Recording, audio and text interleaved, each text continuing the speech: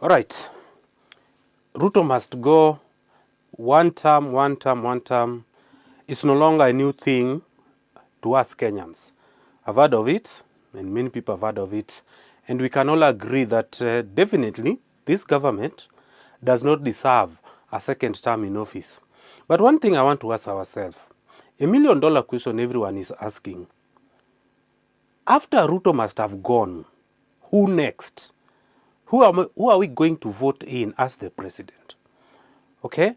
Are we chanting Ruto must go, a one-term president, but in the turn we are not offering solution to the problem we are facing? The big question we should ought to ask ourselves is, why are we voting Ruto out of power?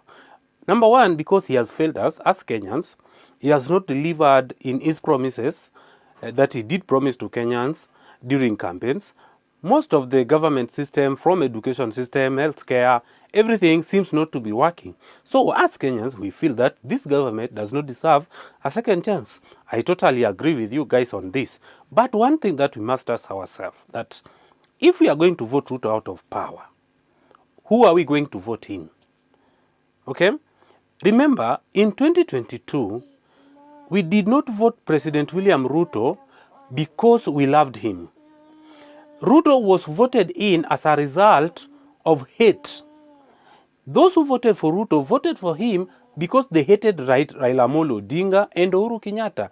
Hence to them, and the two other guys, that was Bishop Mwaure and Wajakoya, could not convince them enough to vote for them. They now decided to vote for William Ruto out of hatred.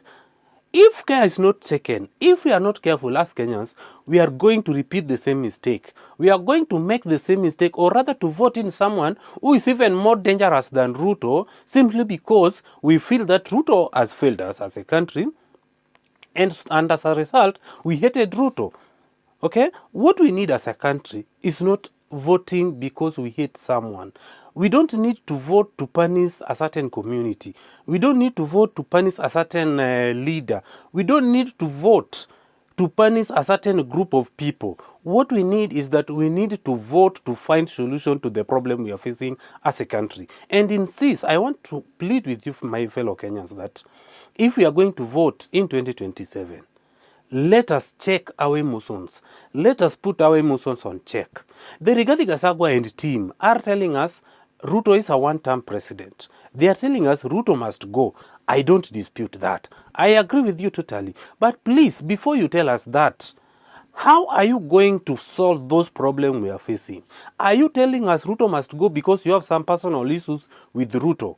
Are you telling us Ruto must go because you feel that Ruto has betrayed you, has betrayed that agreement you had before election? Okay? Are you going to tell us Ruto must go because there is something that Ruto is not doing right? And if there is something Ruto is not doing right, that is why we must vote him out. Please tell us what you are going to do so that we to rectify whatever wrong Ruto is doing. Because we cannot just wake up and vote because we hate someone. Okay? Let us stop this politics of hatred and tribal. It will not take us anywhere. This is the problem we are having in this country, and it has been here for the longest time. We vote out of hatred. We vote to punish a certain community. Those who did not vote for Ruto will now vote for Ruto to punish those who voted for Ruto. Okay? Is it how we are going to continue? At least as a country, as a youthful nation, we need to make an end to all this. Let us vote for change. Let us not vote because someone has told us that this person is not right. Let us vote because we know who we are voting in. Let us vote someone based on merit. Let us vote someone who has come to us, tell us and convincingly manage to convince us how he or she is going to solve the problem we are facing in this country. I saw the other day, as we can see today, President William Ruto is also arranging his team. I saw some group of some young men, the Gen Zs, the like of Morara Kebaso, who is a very key ally to Rigathi Gachagua. I saw Kasamueli, a member of ODM party. This other guy, Ondieki, who is the UDA coordinator in South Nyanza region. The other guy who fight for an MP seat on a NC ticket, Dagoretti North.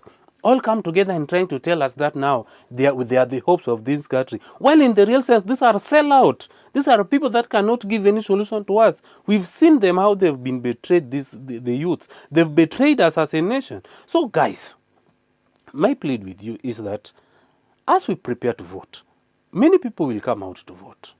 But it is time for us to vote Team Kenya. It is time for us to vote a country. Is it time for us to vote a leader that will give a solution? It is not time for us to vote because we want to punish someone else. It is not time for us to vote because we want to punish a certain community. Whichever problem we are facing as a country does not choose. Okay, there is no anywhere written that these problems are for this community and this one are for this community. We have a universal problem facing us as a country, and we have to come together as a nation to find solution to this problem. Again, we've always focused on the presidency, forgetting that our government constitutes of three major arms: the executive, the legislative, and the judiciary. As it is now, both the judiciary and the executive, especially both the judiciary, the executive, and the legislative assembly are one and the same thing. As we focus on voting in the president that will change this country, let us also think on who we are going to vote. It is sad that if today I sit down and look at the parliament we have, out of the 349 members sitting in that parliament, including nominated members, you cannot even count up to 15 members who are in their right senses. Majority of them, over 300 members, are just there to rubber stamp everything coming from the executive. So as we are going out to vote, guys, it is time for us to change this country. And the change will start right from member of parliament, member of MCA, the governors, and all the entire system. Okay? It is time that we will not keep on recycling leaders year in, year out. Even if we don't change how we are going to vote in 2027, there is nothing we are going to solve as a country. I want to plead with you. Many people will come out, but let us be very careful. I will plead that up to this time, I have not seen a team that will come out and convince us. But I believe that as a country, we are going to vote a Team Kenya.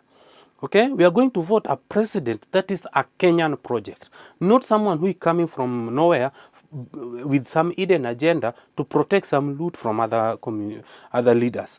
Guys, we must put our emotions in check as we are heading to 2027 general election. We must not vote out of hatred.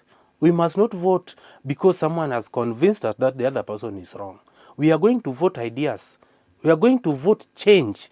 We are going to vote Kenya. We are not going to vote based on tribal line. We are going to vote based on what is affecting us as a country, and we are going to vote solution to the problem we are facing. For us to find this solution, guys, that has been here with us since independence, we must change our thinking, we must change our mentality. If we don't change how we think and how we look at things, even after 2027, 2028, we'll still go back to the street to complain of the same problems we've been complaining for ever we started voting. So I want to call those young, the Gen Zs. I know majority of you are voting for the first time in 2027. Please, you did it on the 25th of June when you send a clear message that you are Team Kenya. You know, no tribe, no political party, no bound. All that matters to us is Kenya and a better Kenya for the future generation. As we are going to vote, let that be what we're going to carry into voting. Let us carry that Team Kenya into voting. We will not vote out Ruto because we hated President William Ruto.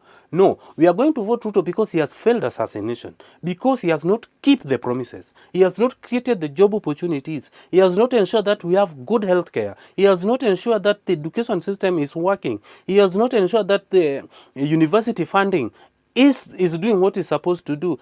Okay? We are not going to vote him because we hate him. No, we are going to vote him out because he's not competent enough to be the president that Kenyans would want him to be. Okay? So I would want to convince Gachagua and his team, before you come to us and telling us Ruto this, Ruto must go, Ruto one time, please tell us, what is it that you will do better than what President William Ruto is doing? As Kenyans, as Team Kenyans, when the right time comes, we will make a choice. And I believe that there is still someone there who can give us a better solution.